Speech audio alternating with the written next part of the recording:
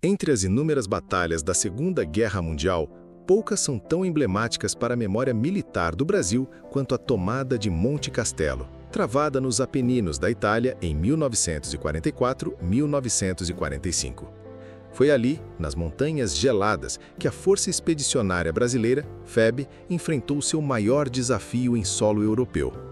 Durante 3 meses, os pracinhas tentaram, fracassaram, resistiram e, por fim, triunfaram sobre um dos pontos mais fortificados da linha gótica, marcando para sempre sua presença na história do conflito.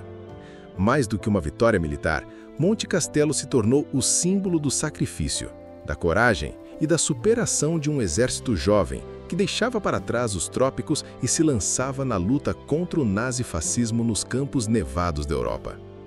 O Brasil declarou guerra ao eixo em agosto de 1942, após a Alemanha e a Itália afundarem navios mercantes brasileiros no Atlântico.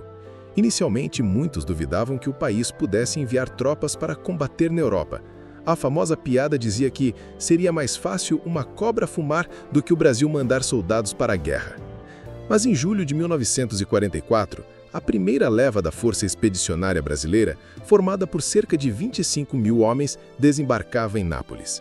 A partir daí, o lema "A cobra está fumando" tornou-se símbolo da FEB, estampado em seus uniformes e na memória nacional. Os brasileiros foram integrados ao 4º Corpo de Exército dos Estados Unidos dentro do 5º Exército, sob comando do general Mark Clark. Sua missão? Romper a linha gótica, o sistema de fortificações construído pelos alemães ao longo da Cordilheira dos Apeninos, no norte da Itália. Entre os diversos pontos fortificados da linha gótica, um destacava-se, o Monte Castelo, a 977 metros de altitude. Situado entre os vales do Reno e do Panaro, era uma posição de observação privilegiada, de onde os alemães podiam vigiar e alvejar qualquer movimento aliado. Para avançar rumo ao Vale do Pó e abrir caminho para a libertação do norte da Itália, Monte Castelo precisava ser conquistado. Mas o terreno era implacável. Encostas íngremes, rochosas, cobertas de neve e sujeitas a neblinas densas que limitavam a visão. Além disso, os alemães, veteranos experientes da Divisão 232 de Infantaria, estavam entrincheirados em posições fortificadas com metralhadoras, artilharia e morteiros cobrindo cada acesso. Era um desafio gigantesco para qualquer exército, mas especialmente para os brasileiros, pouco acostumados a esse tipo de combate em clima rigorosamente frio. Entre novembro e dezembro de 1944, a FEB participou de 3 ofensivas contra Monte Castelo em conjunto com unidades americanas. Todas falharam. Na primeira tentativa, 24 de novembro de 1944, os brasileiros avançaram sobre neve e fogo cerrado, mas foram repelidos pela artilharia inimiga. Na segunda tentativa, 29 de novembro de 1944, mais uma vez o ataque não conseguiu romper as defesas alemãs.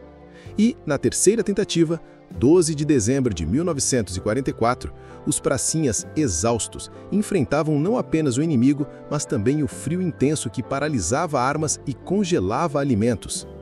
Novamente, o ataque fracassou. Essas derrotas abalaram o moral da tropa. Muitos soldados vindos de regiões quentes do Brasil enfrentavam pela primeira vez a neve, o gelo e temperaturas negativas. Faltava equipamento adequado, capas, botas e até alimentação compatível com o inverno. Além disso, a experiência de combate era um aprendizado doloroso e sangrento. Ainda assim, os brasileiros resistiram.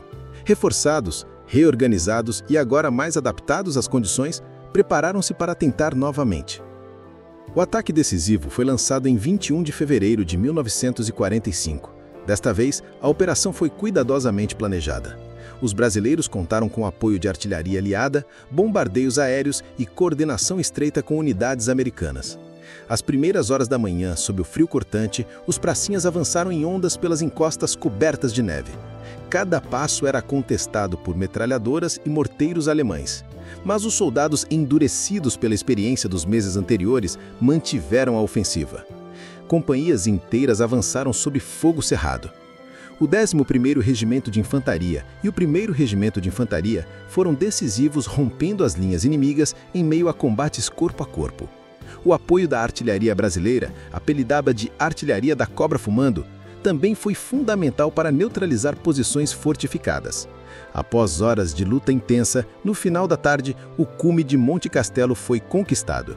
A bandeira brasileira foi hasteada sobre as posições antes dominadas pelos alemães. A vitória teve um custo alto. Foram centenas de baixas entre mortos e feridos ao longo dos meses de combate em Monte Castelo. O sacrifício, porém, não foi em vão. A conquista permitiu a retomada do avanço aliado pelos Apeninos, abrindo caminho para a ofensiva de primavera que culminaria, em abril de 1945, na libertação do norte da Itália e na rendição de dezenas de milhares de soldados alemães aos brasileiros, na região de Collecchio e Fornovo di Taro. A tomada de Monte Castelo é lembrada como a batalha mais dura da FEB. Não apenas pela dificuldade do terreno ou pela força do inimigo, mas pela carga simbólica que ela representou. A prova de que o Brasil, um país distante dos grandes centros de poder mundial, podia lutar e vencer em pé de igualdade ao lado das potências.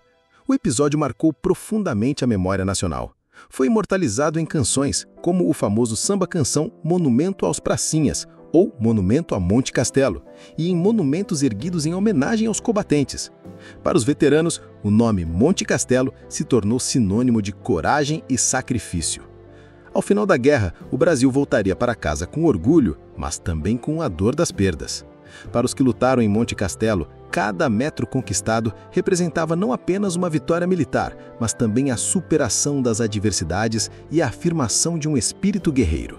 Hoje, quase 80 anos depois, Monte Castelo permanece na memória como o ponto mais alto da história da Força Expedicionária Brasileira.